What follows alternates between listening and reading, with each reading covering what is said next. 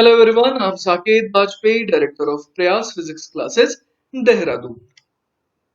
तो चलिए let's start with the second part of the first lecture of work energy and power. तो अभी तक हम लोगों ने अलग अलग केसेस में वर्क डन निकालना सीखा था, जैसे कि जब कांस्टेंट फोर्स होता है तब कैसे निकालेंगे। स्प्रिंग फोर्स के द्वारा भी वर्क डन निकालना हम लोगों ने सीखा। अब अगला केस देखते हैं, फोर्स जब वेलोसिटी के परपेंडिकुलर हो तब क्या होता है। वैसे तो हम लोगों ने इसका डिस्कशन कर रखा है, पर एक बार फॉर्मली देख लेते हैं। तो यहां पर देखिए क्या हो रहा है। एक एग्जाम्पल आपको यहां पर दिखाई दे रहा है, जिसमें कि इस तरीके से एक पॉइंट से ये पेंडुलम जैसी चीज आपको दिखाई दे रही है ना। तो यहाँ पर ये जो बॉब है इसका मास m है, और ये जो लेंथ है इसकी वो l है। तो हम लोग यहाँ पर देख पा रहे हैं कि अगर मैं स्प्रिंग के द्वारा जो फोर्स लगाया जा रहा है इस बॉब पर, उसे अगर देखूं तो वो कैसा है, वो हमेशा टुवर्ड्स द सेंटर, मतलब कि इस पॉइंट पर है ना। अब ये जो टेंशन है वो हमेशा वेलोसिटी के परपेंडिकुलर है। चाहे कोई भी इंस्टेंट आप ले लीजिए, जैसे कि मान लीजिए आप ये वाला इंस्टेंट भी अगर ले तो इस समय भी क्या हो रहा होगा, वेलोसिटी कैसी होगी, वेलोसिटी जो होगी वो इस थ्रेड के परपेंडिकुलर होगी। इस समय टेंशन ऐसा लग रहा होगा। तो वही यहाँ पर लिखा है, suppose F is perpendicular to velocity vector for all the time, मतलब हमेशा हर वक्त। तो क्या होगा, किसी भी छोटे से डिस्प्लेसमेंट को की अगर बात करें तो एफ डॉट डी आर में क्या आ जाएगा, एफ डॉट डी आर क्या हो जाएगा, डी आर को हम लोग लिख सकते हैं वी डी टी, क्योंकि D R by D T velocity vector होता है। तो एफ और वेलोसिटी के बीच में एंगल कितना है, एफ और वेलोसिटी के बीच में एंगल हर समय 90 डिग्री है। तो F dot v d t कितना हो जाएगा, जीरो। करेक्ट। तो work done by this force हमेशा ही जीरो आएगा और ओवरऑल भी जीरो ही आएगा। करेक्ट। तो उसी का एग्जांपल यहाँ पर अपने को दिख रहा है कि tension always acts perpendicular to the velocity of the bob in this particular case। तो चलिए, जब हम लोगों ने इतने सारे वर्क डन निकालने के तरीके सीख ही लिए, तो क्यों ना आप एक सवाल करके देखते हैं। सवाल है, a particle of mass 20 gram is thrown vertically upward with a speed of 10 meters per second। All right, तो इसे ऊपर की तरफ उछाला गया है, और कितने स्पीड से इसे उछाला गया है, 10 meters per second से। ऑल राइट, आगे देखते हैं क्या लिखा है। Find the work done by the force of gravity during the time as the particle goes up.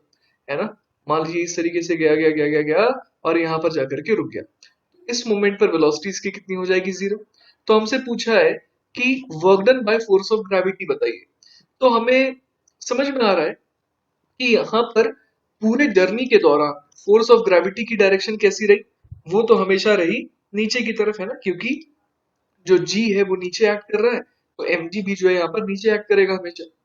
अच्छा, अगर फोर्स ऑफ ग्रेविटी नीचे लग रहा है और इसका डिस्प्लेसमेंट पूरे इस अपवर्ड जर्नी के दौरान कैसा हुआ, ऊपर की तरफ हुआ, तो वर्क डन ऑब्वियसली हमें ये फील आ रही है कि वर्क डन बाय ग्रेविटी कैसा आने वाला है, नेगेटिव आने वाला है। और आना भी चाहिए था। क्यों आना चाहिए था, क्योंकि इस एक्सटर्नल वर्क डन ने, है ना, यहाँ पर हम लोग ऐसा कह सकते हैं कि ये जो ग्रेविटी ने इसके ऊपर वर्क किया, तो उस वर्क ने क्या कर दिया, उस वर्क ने इस पार्टिकल की काइनेटिक एनर्जी को कम कर दिया।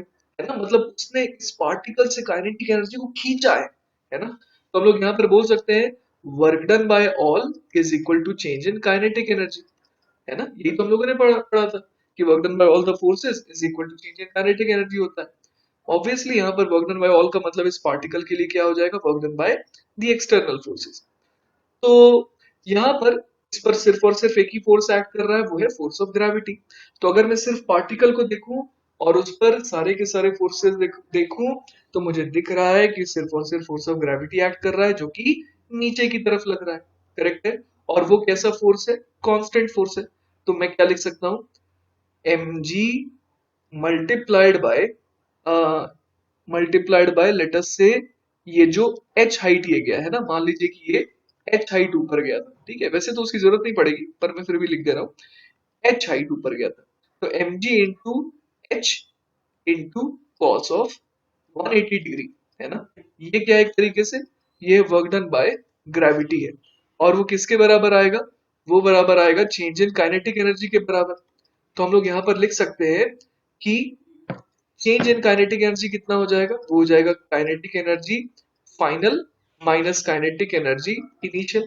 फाइनल काइनेटिक एनर्जी हम लोग समझ सकते हैं कि जीरो है, क्योंकि स्पीड जीरो हो गई। और इनिशियल काइनेटिक एनर्जी कितनी थी, वो थी हाफ एम बी स्क्वायर। और अब एक बार डेटा देख लेते हैं कि डेटा में मास वगैरह क्या क्या दिया है। अपने को मास दिया था 20 ग्राम और स्पीड दी थी 10। तो यहाँ पर हो जाएगा work done by gravity is equal to half into mass हो गया 20/1000 इनटू स्पीड हो गई 10, तो 10 की पावर 2। तो यहाँ से देखते हैं क्या आ जाना चाहिए।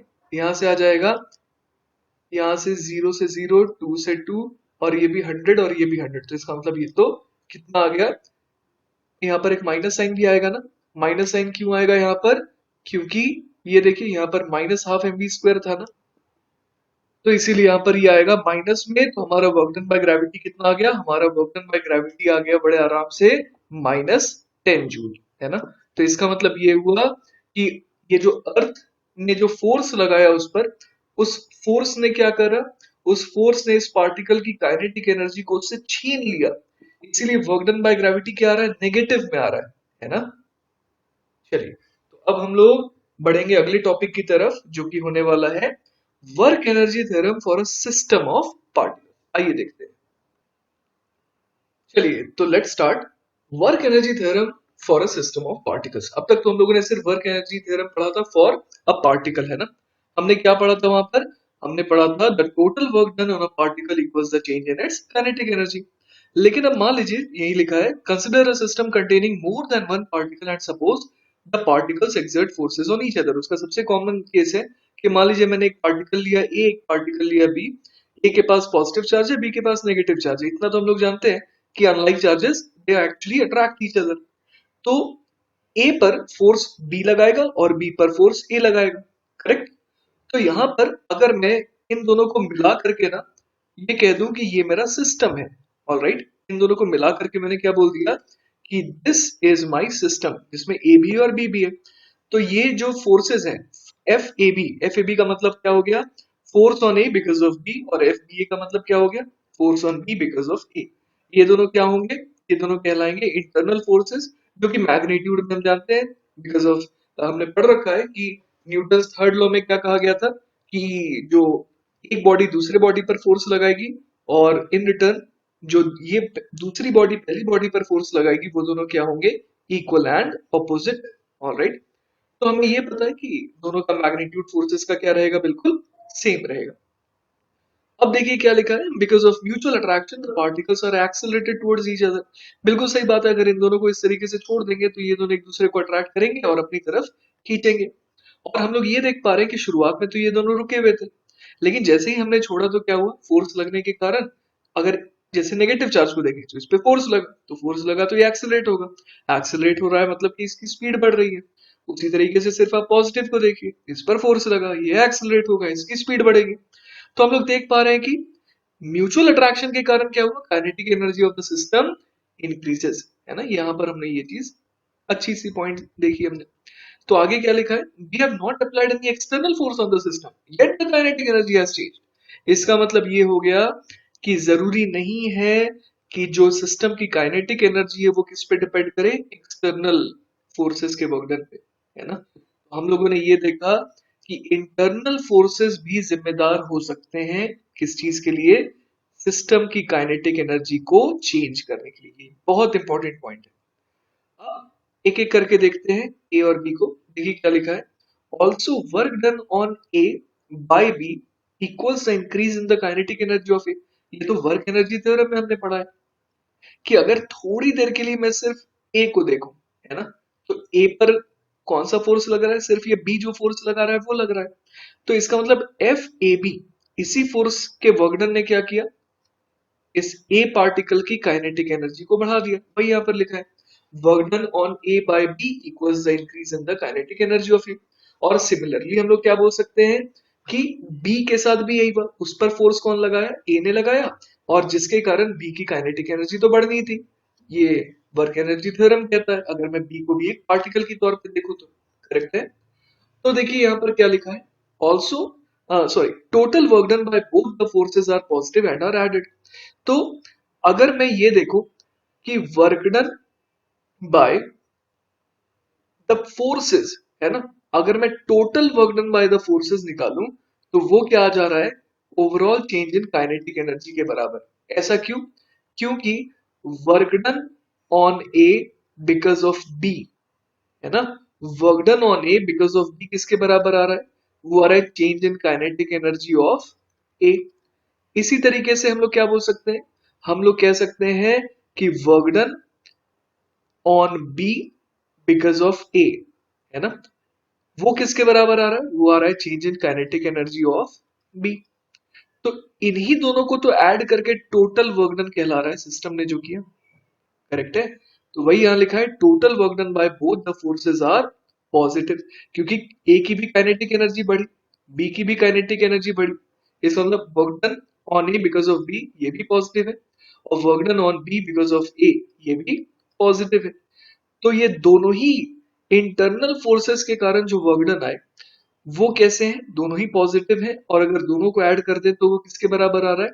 पूरे सिस्टम की काइनेटिक एनर्जी में जो चेंज आया उसके बराबर आ रहा है। तो हम लोग क्या कह सकते हैं?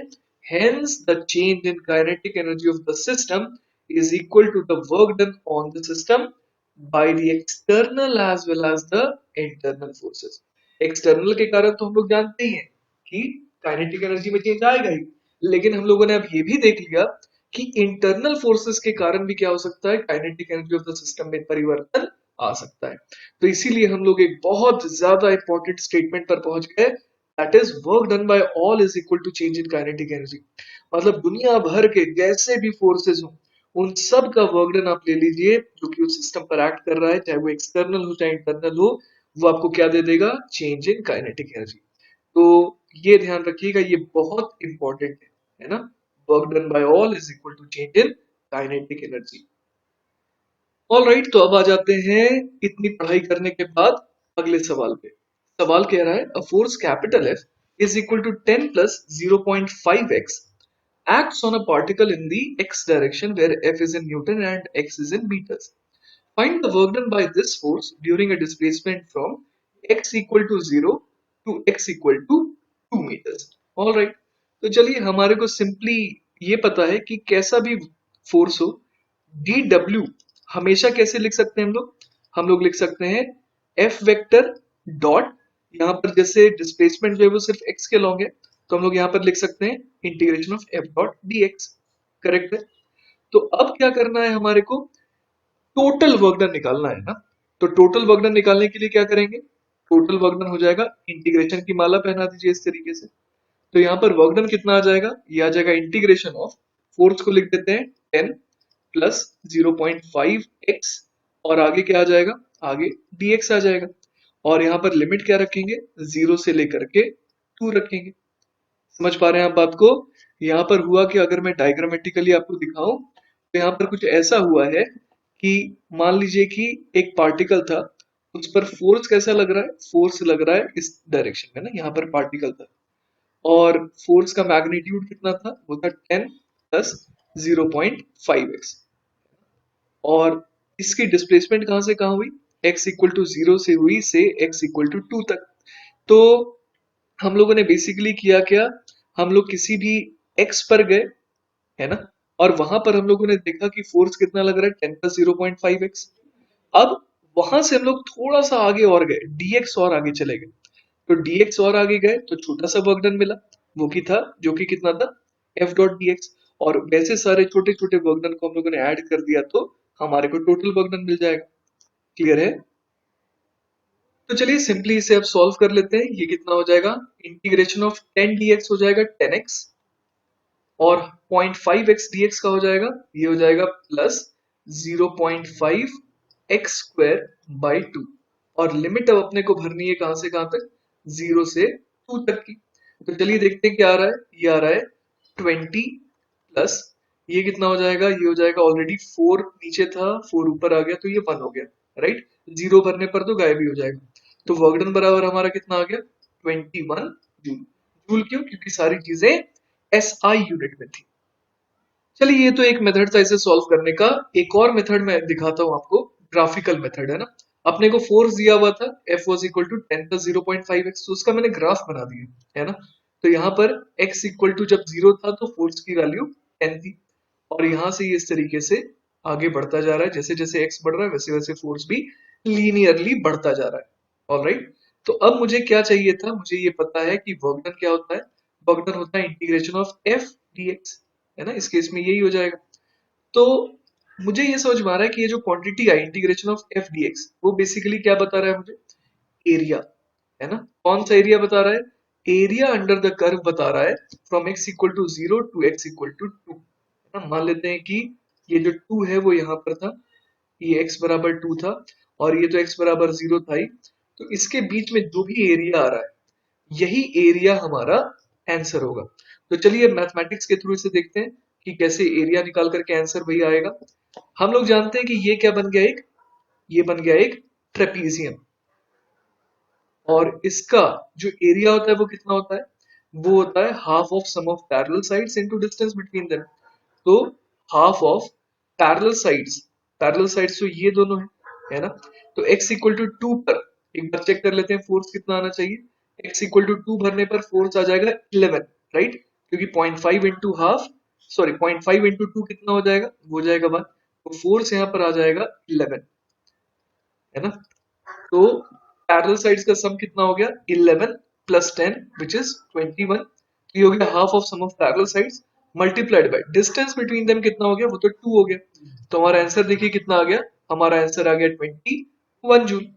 ऑल राइट, तो बड़े आराम से आप देख पा रहे हैं कि वर्क डन को निकालने का दो तरीका है। एक तो आप ग्राफिकली कर लीजिए, या दूसरा तरीका क्या है, आप प्रॉपर वर्क डन बराबर integration of F vector dot dx vector करके भी कर सकते हैं। मुझे इस बार दिख रहा था कि फोर्स और डिस्प्लेसमेंट के बीच में एंगल कितना है, हमेशा 0 डिग्री है, इसीलिए मैंने उसे क्या लिख दिया, सिंपली एफ इंटू।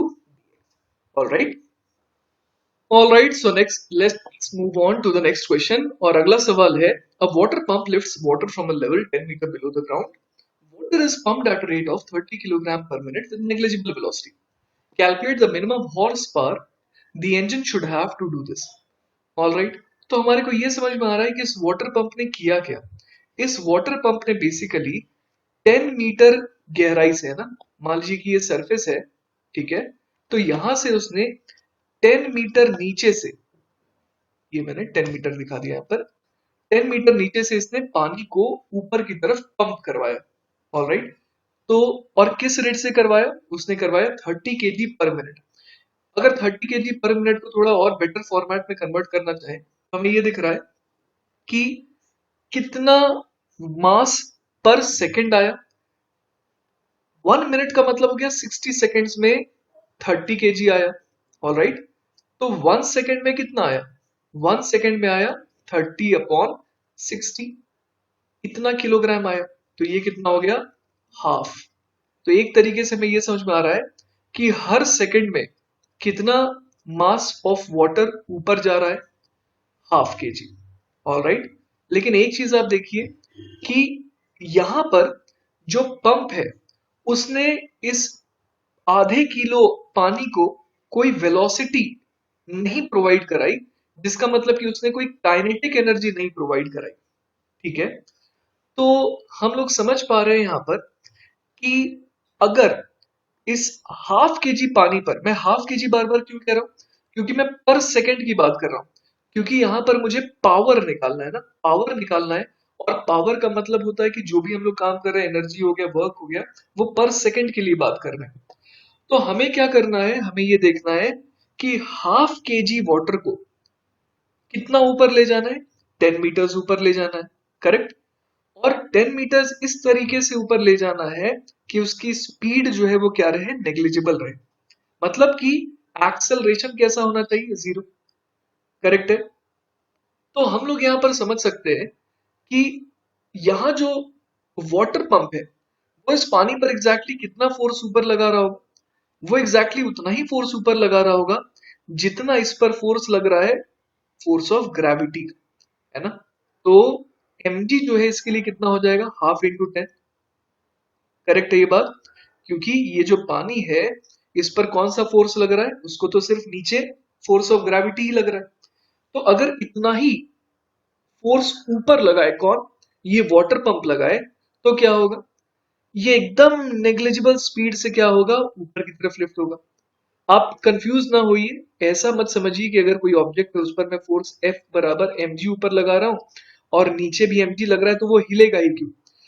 फिजिक्स में मतलब इसका ये होता है कि मैं लगभग mg फोर्स लगा रहा हूं, मतलब mg से मैं प्लस डेल्टा जरा सा एक्स्ट्रा फोर्स लगा रहा हूं, जिसके कारण अपवर्ड फोर्स जो है वो जीत रहा है। लेकिन ये जो डेल्टा है ना वो बहुत छोटा है, जिसके कारण हम लोग मान सकते हैं कि नेट फोर्स इस पर अभी भी कितना लग रहा है, ऑलमोस्ट जीरो लग रहा है।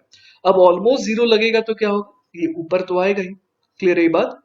तो यही छोटी छोटी चीजें हैं फिजिक्स में जो आपको कंफ्यूज करा सकती हैं अगर आपको बेसिक ना पता हो तो हो क्या रहा है यहाँ पर, अगर मैं इस आधे किलो पानी को देखूं तो इस पर फोर्स ऊपर कितना लगाना पड़ेगा, एग्जैक्टली इक्वल टू जो इसका mg है जो कि 5 न्यूटन है। देख पा रहे हैं, half into 10 5 Newton.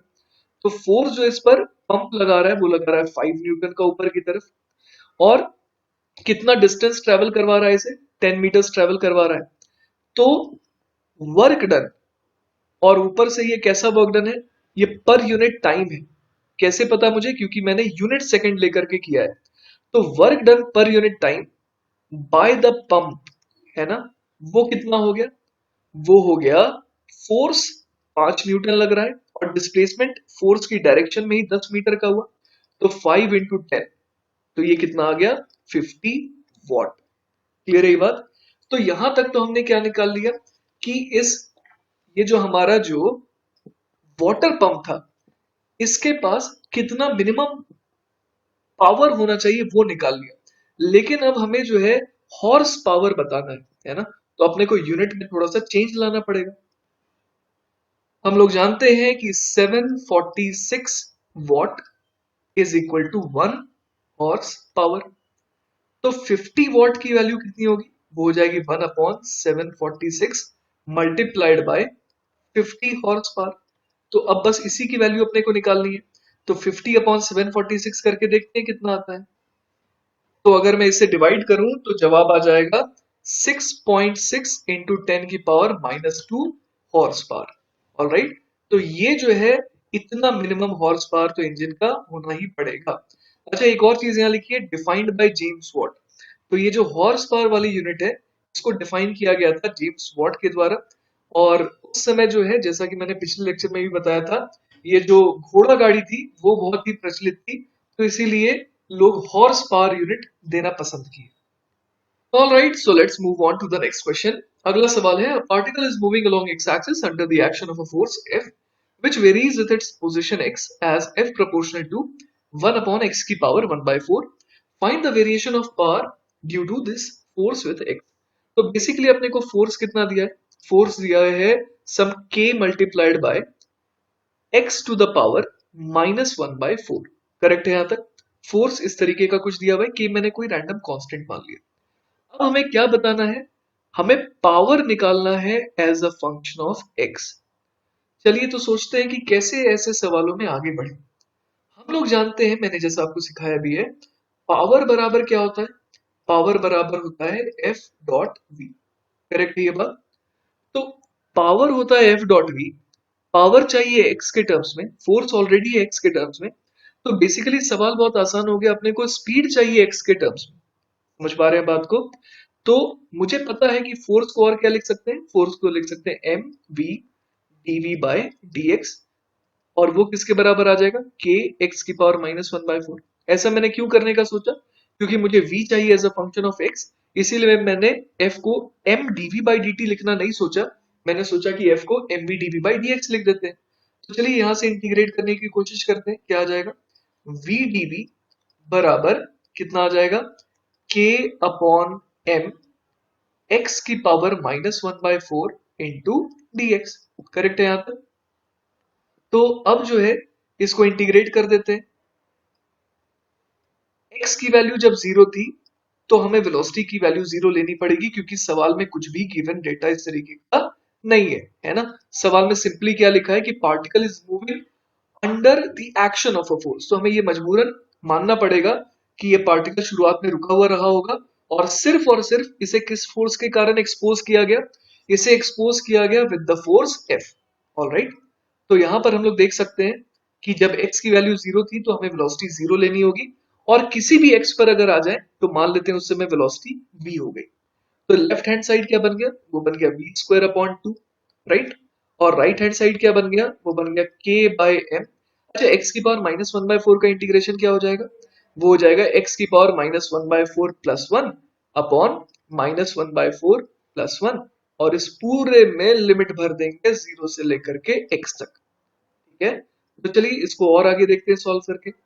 v square बराबर क्या आ गया, 2k बाय m, और इधर क्या बच गया, इधर बच गया 1 - 1/4, ये बच गया x की पावर 3/4 अपॉन 1 - 1/4 इज 3/4। तो ये कितना हो गया, ये हो गया 8k अपॉन 3m x की पावर 3/4, राइट। तो यहां से बेसिकली अपने को क्या मिल गया, अपने को वेलोसिटी मिल गया, कितना मिल गया, वेलोसिटी जो है वो प्रोपोर्शनल किसके आ गया, वो प्रोपोर्शनल आ गया x की पावर 3/8, है ना, यहाँ v स्क्वायर था ना, तो दोनों तरफ मुझे रूट लेना पड़ेगा। तो मुझे ये समझ में आ रहा है कि जो वेलोसिटी है या फिर स्पीड है वो किसके प्रोपोर्शनल है, x की पावर 3/8 के। मैंने वेलोसिटी और स्पीड को सेम क्यों कहा, क्योंकि अगर कोई पार्टिकल है उस पर सिर्फ एक ही फोर्स लग रहा है, तो चाहे आप वेलोसिटी कह लीजिए चाहे स्पीड कह लीजिए, बात एक ही है, क्योंकि वो एक यूनि डायरेक्शन में जाएगा। ठीक है, तो अब बात आती है पावर। पावर जो है वो किसके प्रोपोर्शनल हो जाएगा, पावर प्रोपोर्शनल हो जाएगा फोर्स मल्टीप्लाइड बाय वेलोसिटी के प्रोपोर्शनल हो जाएगा। वैसे तो इक्वल होता है, चलिए इक्वल लिख देते हैं, बाद में प्रोपोर्शनलिटी लगा देंगे। तो पावर बराबर हो जाएगा एफ डॉट वी, मतलब एफ इंटू वी, क्योंकि कॉस जीरो होना है। तो अब जो है मुझे ये पता है कि फोर्स किसके प्रोपोर्शनल था, फोर्स एक्स की किसका पावर के प्रोपोर्शनल था, वो था एक्स की पावर -1/4 के। तो मैं यहां लिख देता हूं एक्स की पावर -1/4। और स्पीड किसके प्रोपोर्शनल आई, वाई एक्स की पावर 3/8 के। तो इसका मतलब पावर किसके प्रोपोर्शनल आ गया, वो आ गया एक्स की पावर 3/8 -1/4 के। तो ये कितना हो जा रहा है, ये हो जा रहा है पावर प्रोपोर्शनल टू एक्स की पावर, ये कितना आ जाएगा 3/8 -2/8, मतलब 1/8, राइट। तो हमारा आंसर क्या हो गया, हमारा आंसर हो गया कि पावर जो है वो प्रोपोर्शनल किसके आ रहा है, x/8, सॉरी x की पावर 1/8। ऑलराइट, चलिए तो we have reached the last question of this lecture. और सवाल बहुत ही प्यारा लगता है ये मुझे, और मैं इस सवाल को सॉल्व करने के अलग अलग तरीके भी बताऊंगा। देखते हैं सवाल पहले क्या है। A particle moves from a point r1 vector is equal to 2m I cap plus 3m j cap. यहाँ पर m जो है वो एक्चुअली मीटर्स है ना। To another point r2 vector बराबर 3 meters I cap plus 2 meters j cap, during which a certain force f vector बराबर 5 Newton I cap plus 5 Newton j cap acts on it. Find the work done by the force on the particle during the displacement। तो चलिए एक बार हम लोग ये जो vectors दिए हैं इनको बनाने की कोशिश करते हैं। चलिए तो मैंने एक रफ डायग्राम बना दिया आपके लिए। शुरुआत में जो पार्टिकल था वो कहां पर था, 2 meters I कैप और 3 meters j कैप। तो x equal to 2 y equal to 3 पर मैंने बना दिया, और बाद में कहां पहुंच गया 3, 2 पर, है ना। तो ये r2 वेक्टर हो गया। अब जो है हमारे को बोला गया है कि इस पर एक सर्टेन फोर्स, हो सकता है कि इस पर बहुत सारे फोर्सेस एक्ट कर रहे हैं, है ना, लेकिन अपने से किस फोर्स के बारे में पूछा गया है, जो फोर्स इस पे लग रहा है 5 Newton I cap plus 5 Newton j cap. ठीक है, तो इस पर जो है एक फोर्स लग रहा है कैसा, 5 Newton I cap plus 5 Newton j cap. Again मैं बता दूं, हो सकता है इस पर बहुत सारे फोर्सेस लग रहे हैं, इसका रास्ता जो है कैसा भी हो सकता है, यहाँ से यहाँ पहुंचने वाला हो सकता है कि वो ऐसे ऐसे घूमते घूमते घूमते यहाँ पर आया, है ना। लेकिन आउट ऑफ मेनी फोर्स हमसे क्या बोला गया है कि उस पर ये वाला फोर्स भी लग रहा था, और उस फोर्स के द्वारा किया गया वर्क बताइए। क्लियर है ये बात, ठीक है। तो कैसे निकालें वो समझते हैं। सबसे पहले लिख लीजिए कि फोर्स वेक्टर क्या है, वो है 5 Newton I cap plus 5 Newton J cap. इसका मतलब फोर्स का जो मैग्नीट्यूड है वो क्या है, कांस्टेंट है, और डायरेक्शन भी इसकी देखिए कांस्टेंट है। इसका मतलब ये जो एफ वेक्टर है वो कैसा फोर्स है, कांस्टेंट है। तो तुरंत आपको क्लिक कर जाना चाहिए कि जब फोर्स कांस्टेंट है, राइट, तब तो हमारे को बहुत इजी हो गया। तब हम लोग सिंपली वर्क डन क्या बोल सकते हैं, हम लोग बोल सकते हैं work done force dot displacement vector, right. ऐसा हम लोगों ने स्टार्टिंग में ही देखा था जब हम लोगों ने कांस्टेंट फोर्स का वर्क डन निकालना सीखा था। तो वर्क डन बराबर क्या आ जाएगा यहाँ पर, यहाँ पर एफ वेक्टर को क्या लिख सकते हैं, 5 Newton I cap plus 5 Newton J cap, और इसका डॉट प्रोडक्ट किसके साथ लें? डॉट प्रोडक्ट हम लोग ले लेंगे डिस्प्लेसमेंट वेक्टर के साथ। चाहे कैसे भी रास्ते से जाए, डिस्प्लेसमेंट तो यही बना, यहां से लेकर के यहां तक ज्वाइन करने वाला जो वेक्टर बना। तो ये वेक्टर को कैसे लिखेंगे? ये हो जाएगा final position vector minus initial position vector. तो फाइनल पोजीशन वेक्टर क्या आ गया?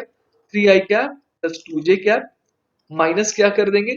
माइनस हमें करना होगा इससे इनिशियल पोजीशन वेक्टर, जो कि कितना था? 2i cap plus 3j cap, right. तो ये कितना आ गया?